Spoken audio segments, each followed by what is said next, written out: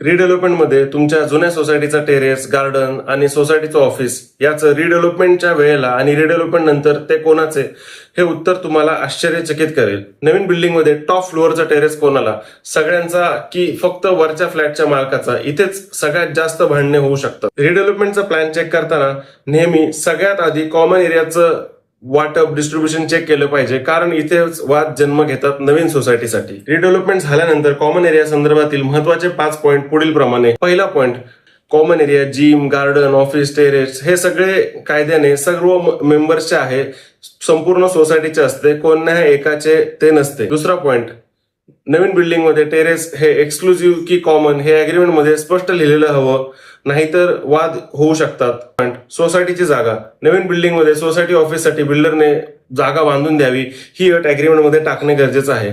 चौथा point, additional FSI मधून ज्या अम्युनिटीज तयार होतात जसे की जिम, गार्डन यासारख्या नवीन सुविधा, त्या कोणासाठी, सगळ्या मेंबरसाठी की नवीन सभासदांसाठी की जुन्या सभासदांची बिल्डिंग वेगळी बाजूला काढली आहे लेआउट मधून, हे आधीच ठरवलं गेलं पाहिजे. पाचवा महत्वाचा पॉईंट, मेंटेनन्सची जबाबदारी कोणाची, कॉमन एरियाचा मेंटेनन्सचा खर्च कोण उचलणार, कॉर्पस मधून की मंथली मेंटेनन्स मधून, हे स्पष्ट झाले पाहिजे सुरुवातीलाच अग्रीमेंटच्या वेळेला. तुमच्या रिडेव्हलपमेंटच्या अग्रीमेंटमध्ये टेरेस किंवा कॉमन अम्युनिटीज बद्दलची क्लॅरिटी आहे का, हो किंवा नाही कॉमेंटमध्ये टाका.